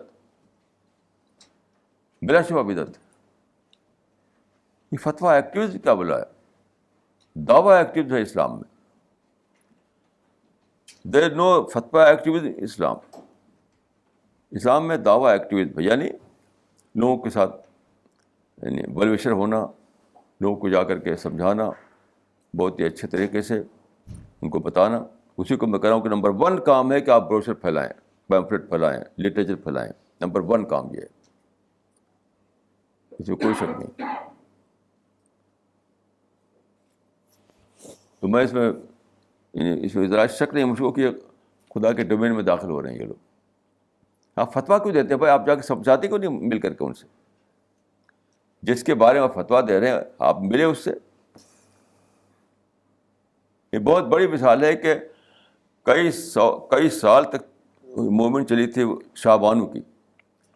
آپ کو شاید معلوم ہے کہ نہیں, علماء کا کوئی بھی وفد نہیں گیا اس سے ملنے کے لیے. ان کی تحریک چل رہی ہے, موومنٹ چل رہی ہے, سڑکوں پر جلوس نکل رہے ہیں, ہنگامہ کھڑا ہوا ہے, لیکن کوئی ملنے نہیں گیا. شاہبانو سے اور اس کے شوہر سے. تو یہ کوئی اسلام ہے؟ یہ اس کا اسلام سے کوئی تعلق نہیں. یہ تو لیڈری ہے, کچھ اسلام سے تعلق نہیں. یہ روڈ لیڈری ہے, روڈ لیڈری. روڈ پر آ کر کے ہنگامہ کرنا اور لیڈر بن جانا, کیونکہ میڈیا میں چھپتے ہیں آپ. اسلام جو ہے وہ چاہتا ہے, جو کہتے ہیں النصح. نصح مینس ویل وشنگ, خیر خواہی. جب بھی آپ کسی کو دیکھیں کہ اس کے اندر کوئی بگاڑ ہے تو آپ اسے ملیے, اسے سمجھائیے, اس کو خیر خواہی کیجیے اس کے ساتھ. اور خواہ فتویٰ دینا, فتویٰ اس قسم کا تھا ہی نہیں صحابہ کے زمانے میں. یہ اس زمانے میں نکلا ہے فتویٰ. یہ میں اس کو بدعت سمجھتا ہوں, اس میں کوئی شک نہیں ہے. اور ایک بات اور عرض کر دوں کہ واٹ از فتویٰ. فتویٰ مینس اوپینین, یعنی personal opinion. There is difference between فتویٰ اینڈ قضا. قضا جو ہے وہ جوڈیشری کا کام ہوتا ہے. یہ قضا کا مطلب ہوتا ہے ججمنٹ. تو جوڈیشری جو ہے اس کے سامنے کیس جائے گا, وٹنس ہوگی وغیرہ, سارے پروسیس چلایا جائے گا, سارا پروسیس. پھر وہ جو ایک جو اس کو ایک اتھارٹی کے طور پر جو ہوگا وہ ایک اس کا ایک ورڈکٹ دے گا, اپنا ایک ججمنٹ دے گا. وہ الگ چیز ہے وہ. اور فتویٰ کیا ہے؟ فتویٰ مینس پرسنل اوپینین. وہ کیسے کہ میں اگر جاؤں مفتی کے پاس کہ بھائی دیکھو یہ میرا کپڑا ایسا پہنوں کہ نہ پہنوں, یہ پگڑی ہے میں پگڑی پہنوں کہ نہ پہنوں, ٹوپی پہنوں کہ پگڑی پہنوں, تو وہ بتائے گا کہ ایسا کرو ویسا کرو. تو ایک انڈیویجول اپنے پرسنل پرابلم کے لیے مفتی سے ملے, اس سے پوچھے اور وہ ایک رائے دے, یہ ہے فتویٰ. بس اس سے زیادہ کچھ بھی نہیں. جیسے کہ مثال کے طور پر ثانیہ مرزا کے بارے میں فتویٰ نکلا, اس کا ڈریس جو ہے وہ اسلام کے خلاف ہے, یہ ہے وہ ہے. فتویٰ نہیں تھا, یہ تو بالکل یعنی اسلام سے کوئی اس کا تعلق نہیں تھا. کیوں؟ ثانیہ مرزا نے کبھی بھی جا کر پوچھا نہیں مفتی صاحب سے کہ بھائی ڈریس جو ہے میں پہنوں کہ نہ پہنوں. جب اس نے پوچھا نہیں تو کسی مفتی کو حق بھی نہیں کہ وہ فتویٰ دے. You have no right to issue fatwa in such cases. Know right. بالکل خلاف کرتے ہیں اسلام کے آپ. جب تک وہ آدمی آپ سے پوچھے نہیں, آپ کو فتویٰ ایشو کرنے کو رائٹ نہیں ہے. کیونکہ اس زمانے میں میڈیا ہے, میڈیا میں جو چھپ جاتے ہیں دھڑا دھڑ, تو لوگ سمجھتے ہیں کہ بھی کوئی کام ہے. یہ کچھ نہیں ہے اس کا, کچھ بھی اس کا کہ میڈیا میں آنے کا شوق لوگوں کو بہت بڑھ گیا ہے. ایک نہ ایک ایسی حرکت کرتے ہیں کہ میڈیا میں آ جائیں جلدی سے. میں اس سے زیادہ اس کی کوئی حرکت نہیں. This question is from Razia. Man is an explanation seeking animal, yet he does not bother to find answers to questions pertaining to his own existence and the existence of his creator. He simply brushes these questions aside and keeps himself busy in his daily activities. How can such contradiction be explained? دیکھیے, انسان جو ہے ایک ساتھ اس کے اندر دو faculty ہے, یعنی combination of two faculties. ایک ہے ریزن, ایک ہے ڈیزائر, یا ریزن اینڈ ایموشن. تو آدمی جنرلی کیا ہوتا ہے, ایک ڈیزائر پیدا ہوئی, بس اس کے پیچھے دوڑ پڑتا ہے وہ آدمی, ریزن کو اپلائی نہیں کرتا وہاں. یہ ہر آدمی کا معاملہ ہے کہ دو فیکلٹی اس کے اندر ہے. تو کامیاب انسان وہ ہے, سکسیزفل انسان وہ ہے جو ڈیزائر کے پیچھے نہ دوڑے, ایموشن کے پیچھے نہ دوڑے, سینٹیمنٹ کے پیچھے نہ دوڑے, بلکہ اس کو ریزن آؤٹ کرے. سب سے پہلے اس کو چاہیے وہ ریزن آؤٹ کرے, یعنی ریزن پہ جج کر کے دیکھا کہ ٹھیک ہے نہیں ٹھیک ہے. تو انسان کے اندر خدا نے دو فیکلٹی رکھی ہے, وہ ٹیسٹ کے لیے ہے. ٹیسٹ اسی بات کا ہے کہ کون آدمی ہے جو اپنے ڈیزائر کے پیچھے دوڑا, اور کون وہ آدمی تھا کہ جس نے کہ اس کو ریزن آؤٹ کیا. وہ ٹھیک لگا تو کیا, ٹھیک نہیں لگا تو نہیں کیا. یہی تو ٹیسٹ ہے. ڈیزائر تو کسی ختم نہیں کی جائیں گی. اگر ڈیزائر نہ رہے تو ٹیسٹ کس بات کا ہوگا؟ ڈیزائر نہ ہو تو ٹیسٹ کس بات کا ہوگا؟ تو خدا نے ایک طرف ٹیسٹ کے لیے ڈیزائر دیا انسان کو, اور ساتھ ساتھ ایک یہ بھی اس کو ریزن بھی دے دیا تاکہ اس کو وہ اس میں یعنی سمجھ سکے, سمجھ کر کے رائٹ ڈیسیژن لے سکے. یہ تو معاملہ ٹیسٹ کا ہے جو باقی رہے گا, یہ ختم ہونے والا نہیں ہے قیامت تک.